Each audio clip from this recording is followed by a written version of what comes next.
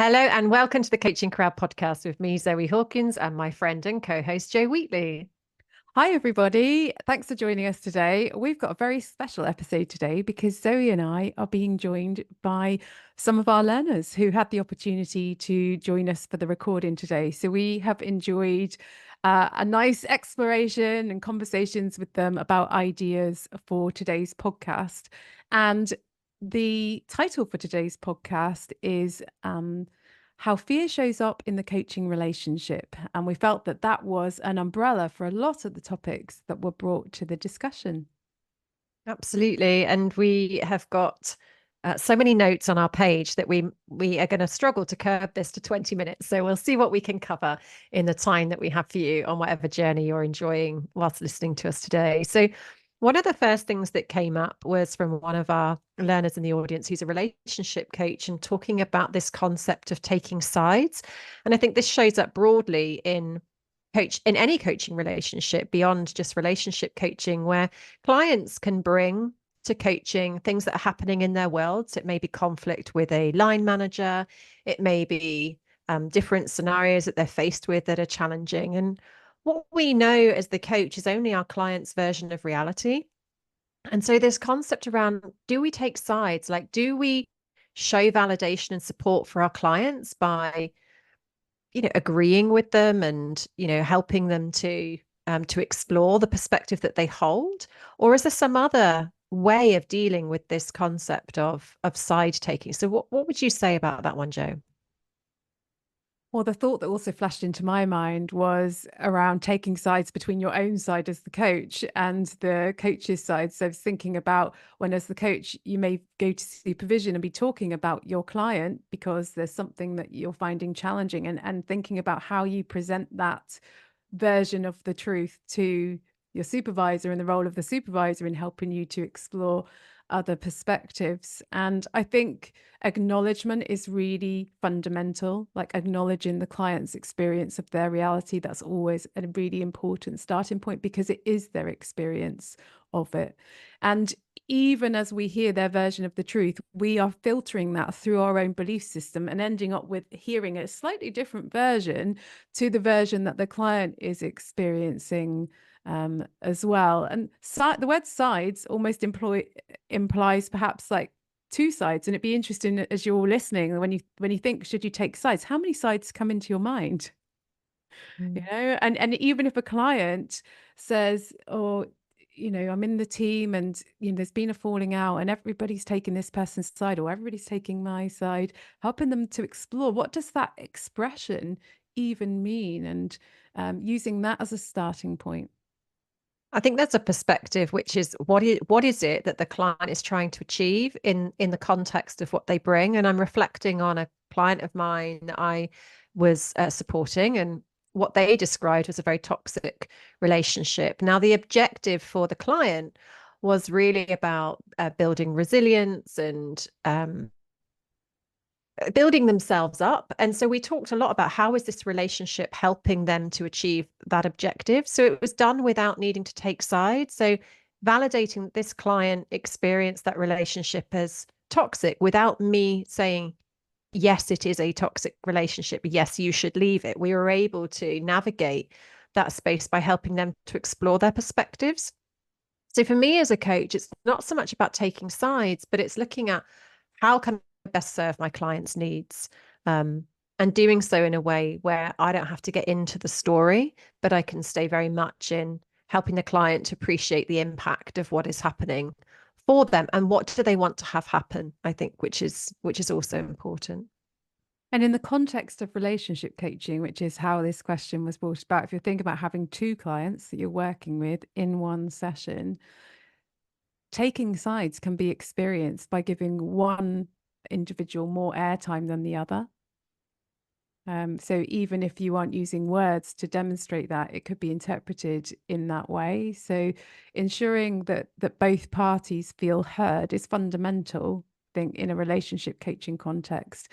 And I think what you're working towards, or their goal, is usually, well, what is their goal? As you said, so when people come to relationship coaching, is it alignment? Is it reconciliation? Is it growth?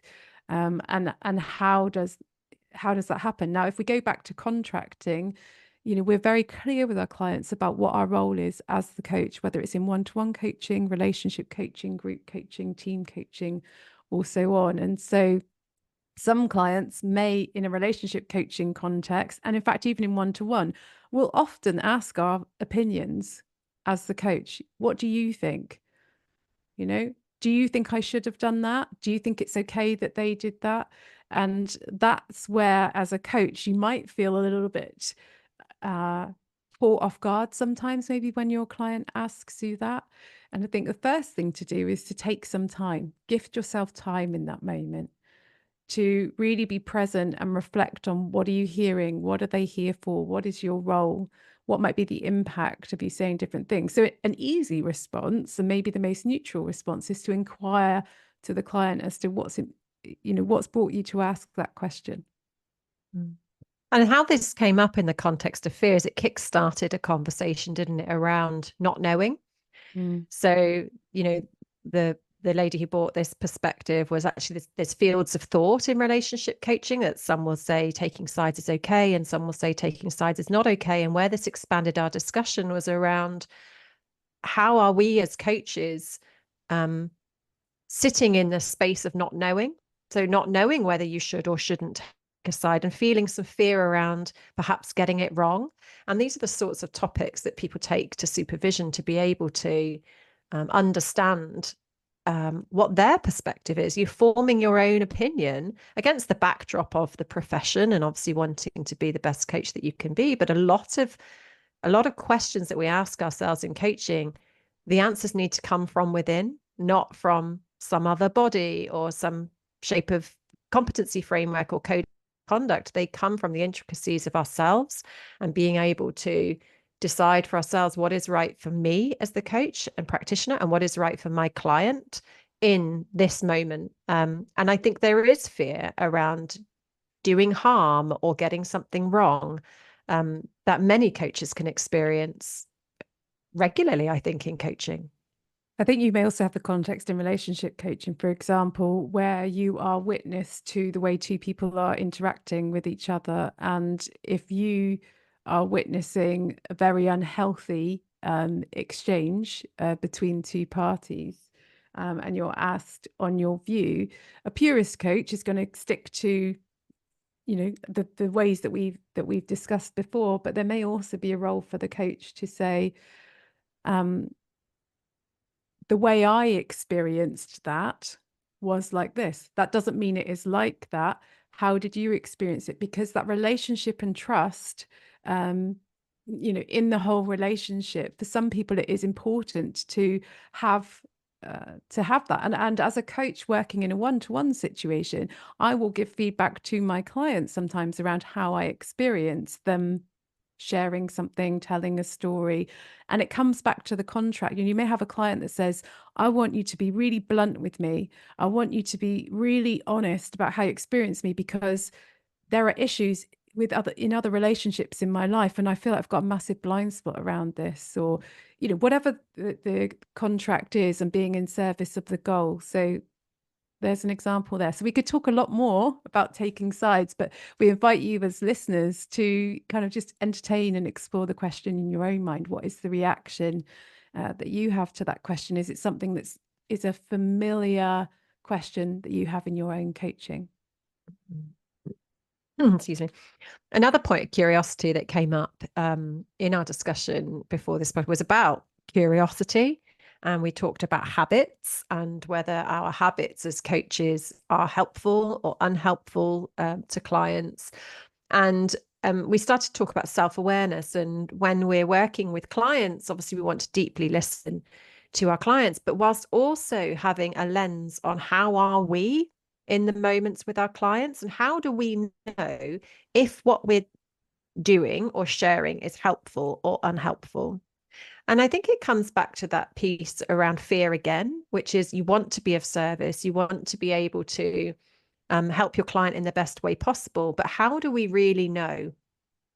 How do we get what we need as coaches from the client relationship to know that we are acting in the best way possible, and to continually develop our own skills, so that if we are forming habits, we're able to look at, is that habit helpful with this client? Or is this something that we need to be more agile about and be able to respond to each client where they are at, not necessarily where we might be at on that particular day? Well, there's a lot in that, and we kind of spiderwebbed in our discussions beforehand around it. What was occurring to me around the question around the habits that we have as coaches was around how we can get bored with ourselves and our coaching if we engage in habits. So if we are very formulaic as a coach, for example, and we do the same things, and all of a sudden you feel like, oh, I don't really feel that there's the variety in it. That is something to reflect on. Every client is different, and how are you truly present, showing up and meeting that unique client with that unique version of you today? Because the person I am and how I am here today on this podcast is different to how and who I am next week. You know, when I'm coming to, I'll be saying different things in this podcast, and there is a risk there for burnout as coaches too, if we are doing the same thing over and over and over again. So the thing with curiosity, if we take that as the word, is, you know, we can ask simple questions to our clients around, what are you most curious about in the way you answered that question there? What are you most curious about in terms of our relationship and how we're doing together in this coaching program? And also something for us to consider as coaches is ensuring that we're not over reliant on words. Sometimes that you may experience a lot of pressure to work hard and support your clients to overcome different things when they're stuck. That curiosity can also be brought to the way that we're showing up, but also what are we seeing, what are we experiencing in response to being with our client, and listening to them and watching that congruence between what they're saying and how they're presenting overall, and what are we noticing about ourselves in that same space too. I was thinking there as you were chatting that curiosity is almost the antidote to habits. You know, if you can sit with a client in that really deep curiosity, you're not going to ask the same question each time or do the same coaching activity or respond in the same way, because you're very much tuning in to the client and what they need. And then the other thought I had when you were chatting around boredom, and obviously we've got this hanger title of fear, and it's reflecting on my own relationship with boredom. And I think boredom for me is a spin-off from fear. You know, it's like, is this all there's ever going to be? You know, and that is like a, oh my gosh, no, that can't be. You know, it kind of takes me down a fear track.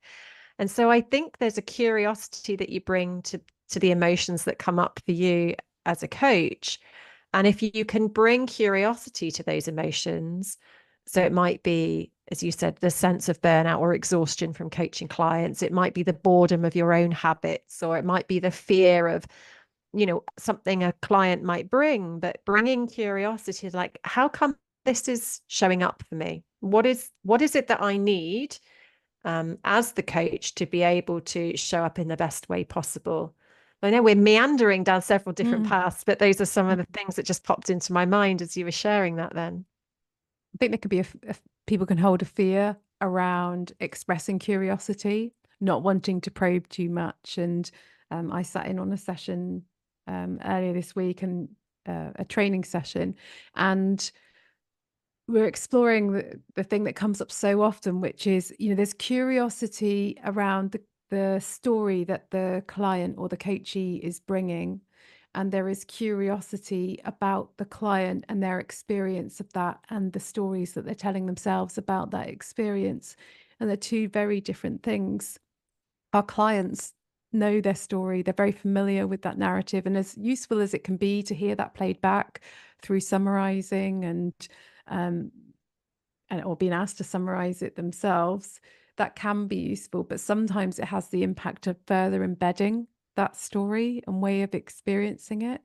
So the fear around bringing curiosity sometimes, I think, is around, I don't know what sort of questions, like what sort of direction to go in next. So, you know, we talked about asking the client questions about those things, but if you notice that you feel fearful, That fear may be your client's fear that you're experiencing, or it could be your own fear. Rather than discounting it and feeling almost shame for having that fear, I shouldn't be frightened as a coach because I've done training, I'm being paid to be a coach that's experienced and qualified. Notice it and let it in.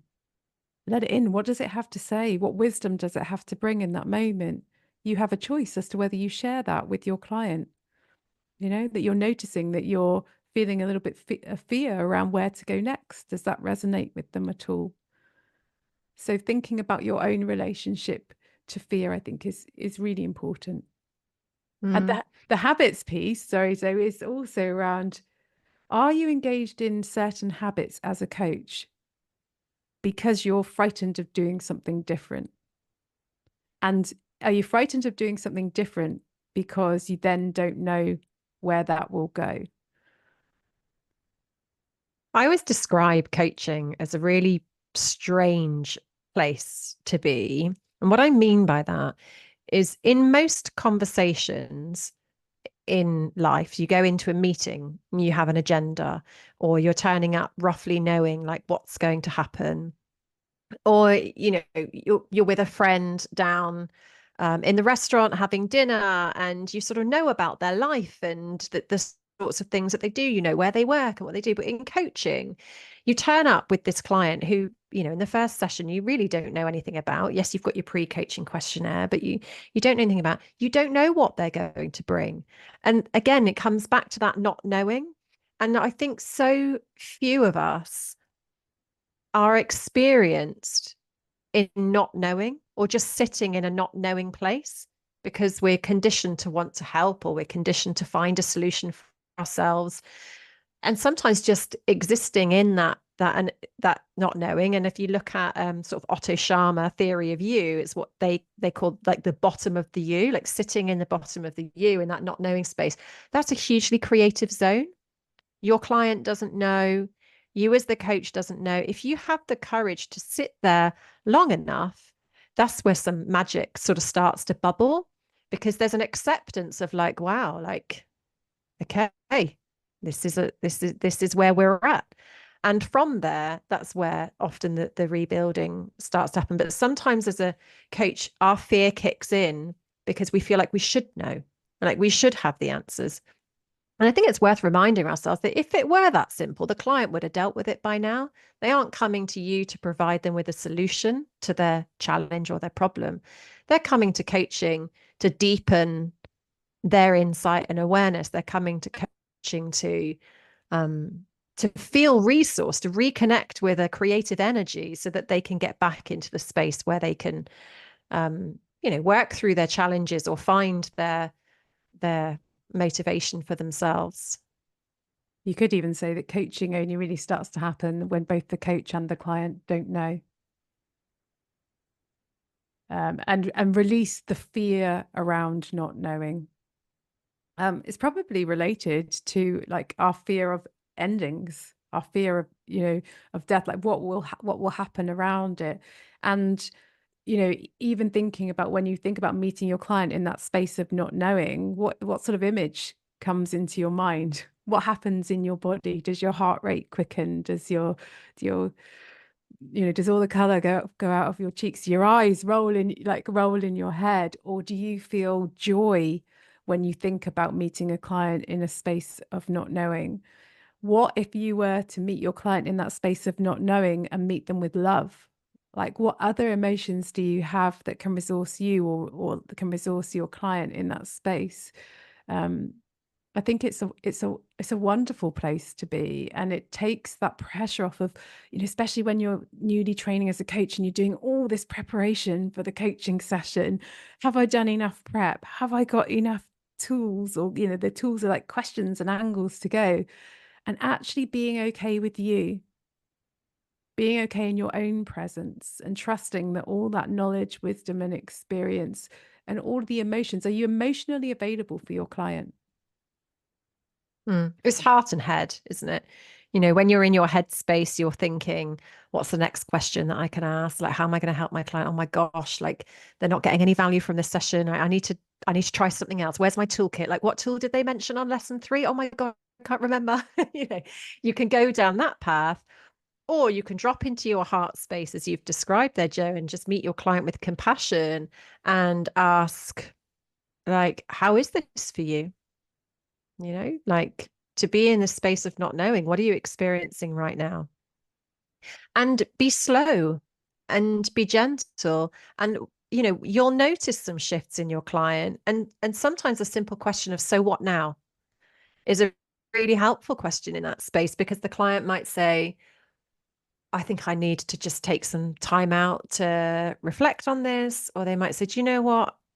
One of the simplest things I can do right now is go and do X. Like, we don't know what will emerge from that space, but patience, I think, is useful when you get to those places of not knowing. And it's not always about being stuck. Like, sometimes you can see not knowing as stuckness. And not knowing isn't necessarily stuck. It might be, but it may not be. Like, not knowing could be the beginning. It could be the end of the stuck. So I think that piece that you were sharing there, Jaron, what is your perspective of not knowing? Because your client will match often the energy that you bring. So if you bring curiosity, creativity, hope, compassion, and love in the space of not knowing, then maybe your client will pick up on some of that, be able to leave their shame and fear and sort of stuckness at the door to be able to step into some compassion for themselves. Yeah, this value of the heart space was brought by one of our audience members today, and was bringing the example with a client of how do you help clients to be able to access the heart space as well as the head space, because some clients you may experience them as being quite stuck in that head space. And so I think it was described as, how do you help clients to move beyond rationalization? And that rationalization might be an example of discounting their emotions, that the client doesn't value them. So should you talk a little bit about that? I think there's this piece around heart space, and I said this previously, which is it's relearning how to value your heart space. Particularly if you've been in a career where you've always been praised for your good ideas and your strategic thinking and all of that. And, you know, the emotional intelligence that you have for yourself and for others has been secondary. And I think it's fair to say that emotional intelligence, the intelligence that you can get from your emotions, the intelligence that your body can provide for you through the lens of your emotions, um, in it, certainly in the culture that I exist in, isn't as valued as thinking. So in coaching, I think there's opportunity to be able to ask questions around emotions, and also to ask, what are those emotions there to tell you? To start to help to connect to the wisdom. So it's not just a sensation that you might want to get rid of, but it's a sensation that can bring wisdom. Um, and so holding space to be able to do that. And if it's met with resistance, just inquiring into what resistance is, because resistance is an emotion. I think sometimes it's about matching the client's language. So for some clients, if you ask them, and how do you feel about that, which may be very natural for you and how you experience the world, it can be a trapdoor for the client. They may feel it's not aligned to the contract that they have with you, which is to work on getting them from A to B. And as far as they're concerned, it's going to be a certain way. And as much as you might have touched upon these things in the chemistry conversation, it may not have landed. So if you know the things that your client values, you can kind of introduce that alongside the feelings. So I know, one of the things you've mentioned is this is really important to you. What wisdom can your emotions bring to this decision making? So even using phrases like wisdom, or things that might speak to in the client's model of the world, rather than a generic thing where in your mind it's like, well, thinking, feeling, and behaviors, it's important that we know all of those things can be important. If the client is resisting like questions about their feelings, and you can ask them simple things like, what are you noticing right now as you're sort of responding to this? And might say, I just don't want to go there. I don't see how this is relevant to me achieving this. You have the opportunity there to explain to the client your perspective or from your experience with clients that we can get this far, focusing on these things. What you may not achieve is this. And that might help them then to see a practical importance of exploring their emotions. Or they might say, I've never really talked about my emotions, so I don't even know where to start. Or, to be honest, if we start talking about emotions, I think I'll probably close down. So as the coach, we always describe, don't we, the phrase of that's information. And again, creating some space for the client to almost hear the echo of themselves back. And then you can, explore with them what they would like to do with that. Sometimes it's because the client might be concerned that they will get overwhelmed with a particular emotion because they are almost full inside of one particular emotion, and they may not be comfortable in that being part of their sort of identity. So there obviously isn't one way to help clients access their heart or their feelings. If there's somebody that's used to being very comfortable in that headspace, talking about their thoughts rather than engaging with their emotional experience. Yeah, and some of it is role modeling, isn't it? You don't have to necessarily be talking about emotions. You mentioned earlier, Jade, over reliance on words. Like if you bring into the coaching space your open heart and your open mind, there is a role modeling that takes place there. So you don't have to be talking about emotions for you to be able to almost ooze compassion into a space, or you need to energetically invite your client to step into that heart space. That can be done almost by what is happening between you in relationship. And just very briefly, because there's one topic we haven't covered that came up, which was about coaching in non-native language, and the fear of not being the best coach because of the language that you speak, or even if the client is joining you and they are not a native speaker, like what that experience is like for them. And I think as we're talking here around coaching beyond words, it's just to remember the power of sitting in silence, of deep listening. And one of the benefits our coach was describing is when you're a non-native speaker, you have to listen so deeply and so carefully to make sure you understand your client.